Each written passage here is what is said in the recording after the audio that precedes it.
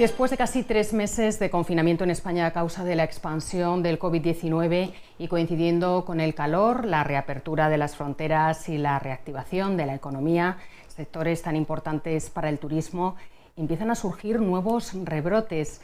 Llama la atención el incremento de focos muy concretos en instalaciones relacionadas con industrias agroalimentarias, como pueden ser mataderos, o también en la recogida de frutas en la que intervienen temporeros. Para explicarnos la evolución de la pandemia nos acompaña por videoconferencia Juan José Badiola, que es el director del Centro de Encefalopatías y Enfermedades Transmisibles Emergentes de la Universidad de Zaragoza. Bienvenido a Moncloa.com, señor Badiola. Muchas gracias, es un placer hablar para ustedes. En la fase en la que nos encontramos, este tipo de rebrotes eran previsibles en cierto modo, pero ¿se puede hablar de focos concretos en mataderos o en el sector de los temporeros, pese a que estas actividades se mantuvieron durante el confinamiento por ser consideradas esenciales? Bueno, primero decir que el virus no respeta, no atiende a los aspectos administrativos, ¿no? No entiende de fases y esas cosas, ¿no? El virus está entre nosotros y la pandemia sigue entre nosotros. Y además el virus se sigue transmitiendo, sobre todo si se le dan oportunidades, ¿verdad? En este momento yo esperaba que hubiera todos estos rebrotes que se han producido, no me han sorprendido en absoluto, porque, como digo, de la noche a la mañana no se cambia de una situación a otra, ¿no? Es verdad que la pandemia está en una fase franca de regresión, y eso es cierto, no se puede negar, pero sigue presente y va a haber problemas siempre que se les dé la oportunidad.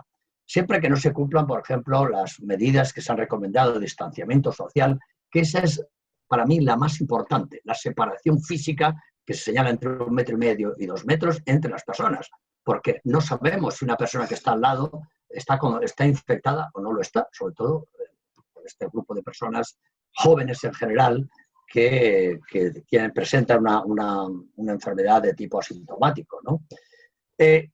Lo que sí que hemos aprendido durante estos días, o estamos aprendiendo, es que hay ciertos puntos críticos, que son, a saber, las instituciones sanitarias, hospitales, centros de salud. ¿Por qué? Pues porque han abierto de nuevo las consultas, todas las operaciones que había previstas que no se pueden realizar, ahora ya se realizan. Y hay un elemento muy peligroso que son las visitas. Las visitas deben controlarse al máximo. En segundo lugar, de nuevo, las residencias de mayores, que empieza a haber casos ya, hemos visto varios focos en varias partes de España. La razón, de nuevo, las visitas. Se han abierto las visitas, la gente empieza a ir allí, unos están sanos, la mayoría supongo, pero hay alguno que está contaminado. Ese contagia. ¿Y a quién contagia? A los ancianos que están viviendo en esas residencias. En tercer lugar, el sector agroalimentario, el sector agropecuario, que hacíamos relación. ¿Qué le pasa al sector agropecuario? Uno, ¿está apareciendo de forma generalizada? No. Por ejemplo, no ha habido casos, que es llamativo, que a pesar de todo el periodo en el que hemos vivido confinados, de los supermercados. No ha habido casos, que se sepa, ¿verdad? Llama la atención y han estado en contacto con la gente en el peor momento de la epidemia. Y ahora se puede uno preguntar, bueno, oiga, ¿y por qué ahora aparecen casos que ya parece que la epidemia está en franca regresión? Esos casos no han hecho más que poner de manifiesto un problema que existe desde hace tiempo en España. Y es que hay actividades, como es, por ejemplo, la producción intensiva de fruta, que se produce en unas épocas del año, justamente en esta, que requiere mucha mano de obra. Y mano de obra es fácil de obtener. Este año ha sido muy difícil porque han estado cerradas las fronteras, no podían venir trabajadores de otros países europeos, por ejemplo, ni de otros lugares. Entonces, ¿qué ha pasado? Pues se han utilizado la mano de obra que han podido aquí. Esas personas, ¿quiénes son? Fundamentalmente son gente eventual, son gente que tiene una gran movilidad, que hoy están aquí y mañana están en una finca a 20 o 30 kilómetros, que tienen un problema, es que no tienen alojamientos dignos. Y esto yo vengo insistiendo mucho en ello. Que, por favor, la pandemia lo que ha puesto en manifiesto es que no se puede mantener esta situación por mucho tiempo. Hay que aprender que esta gente hay que proporcionar unos alojamientos adecuados, que no dificulten, que primero que sean dignos, pues tienen derecho como los demás ciudadanos, y en segundo lugar, que no faciliten los contagios cuando hay un problema como el que estamos viendo ahora. ¿qué está pasando? Bueno, pues estos chicos que son mayores, o chicas, las que estén en la recogida de los temporeros, van a recoger. Posibilidad de contagio porque están al aire libre es menor, salvo que haya coincidencias en las cuadrillas, pero sí que, oiga, algo muy importante, cómo, en qué vehículos y en qué condiciones se llevan esas personas a las áreas de trabajo. Porque si están hacinados en las furgonetas o autobuses, la capacidad de transmisión es muy fácil. Y en segundo lugar, esas personas, cuando dejan de trabajar, van a sus alojamientos o a sus pseudo alojamientos en donde no tienen condiciones ningunas y están allí amontonados, hacinados, y la transmisión es muy fácil. Esa es la razón por la cual hemos dicho. A partir de, es que no había antes problemas. Pues mire usted, no había porque todavía no estaban no se realizaban estas recogidas. ¿Y quiénes son las personas que contagian? Normalmente suelen ser asintomáticos, personas asintomáticas que no saben, ellos no tienen conciencia de estar infectados, pero que lo están. Y como son personas jóvenes, estos trabajadores, es muy fácil que entre ellos haya varios casos de asintomáticos. Y estos son los que producen el problema. Pero también hay que añadir que hay personas que incluso aun estando enfermos van a trabajar, porque si no van a trabajar no cobran el salario.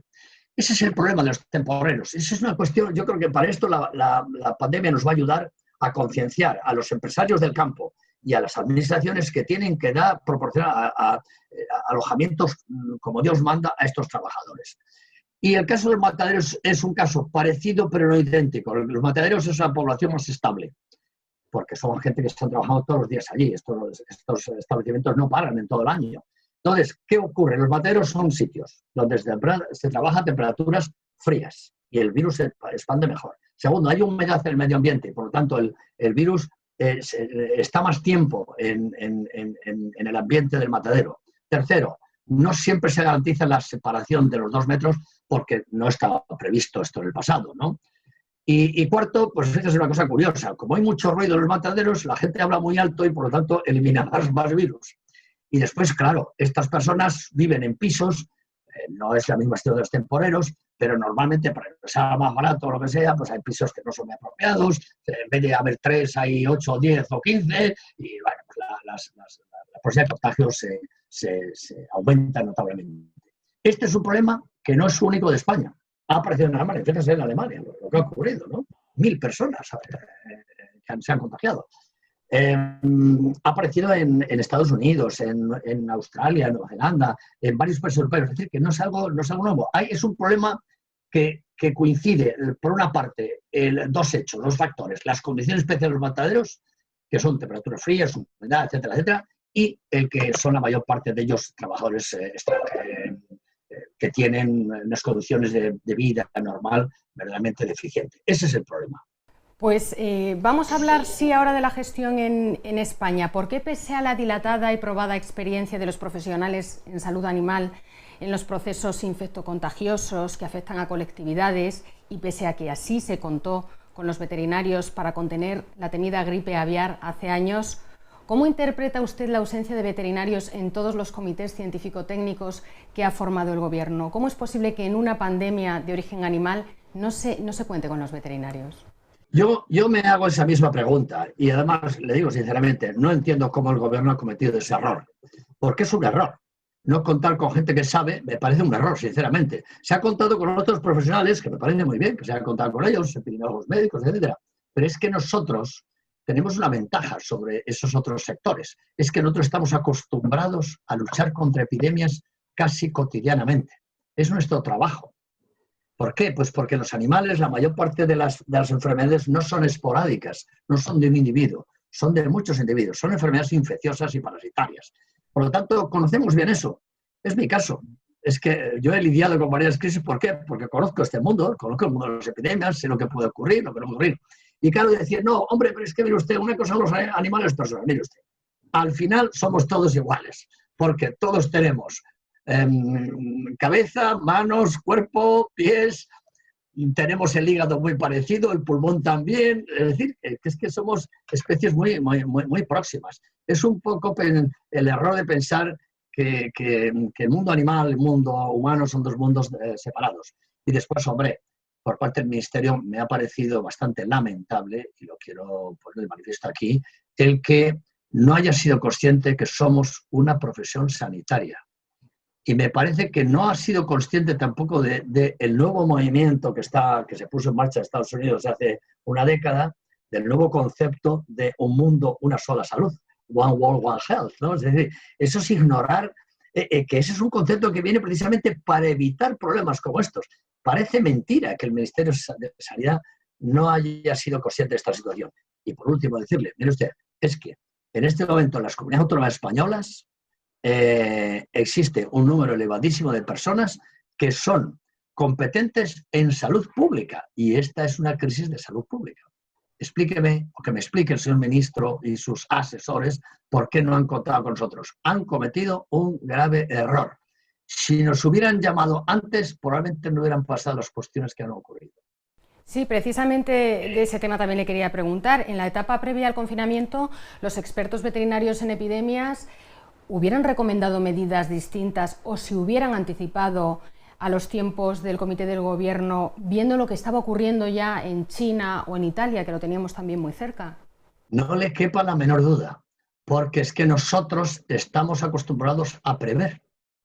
Porque nosotros sabemos muy bien que cuando una epidemia se le da oportunidad de que se incremente, llega un momento que es muy difícil combatirla. Entonces hemos aprendido a fuerza de tener situaciones de este tipo en el mundo animal. Pero si es que, vamos a ver, ¿pero usted cree que el virus es diferente? Los virus son los mismos. Si nosotros estamos hartos de combatir enfermedades infecciosas, fíjese usted la peste porcina africana, la fiebre aftosa, la tuberculosis, epidemias que nos preocupan mucho. Algunas, y después es también, el Ministerio ha olvidado una cosa importante, que hay, que no deben saberlo, deberían llamar a algún veterinario, yo me ofrezco, si quieres se lo explico, que hay cerca de 300 enfermedades compartidas entre los animales y las personas, es decir, enfermedades zoonóticas. Quiere decir que, por lo tanto, hombre, si eso es así, algo sabremos. Y esta es otra más, porque procede de los animales, procede de los murciélagos y todavía falta una especie puente que es una especie animal, que todavía no se sabe cuál es, pero seguro que se identificará. Entonces me pregunto, si es así el origen, pues es una enfermedad de origen animal, así de claro. Y los que sabemos de animales somos nosotros, con todo respeto a otras profesiones.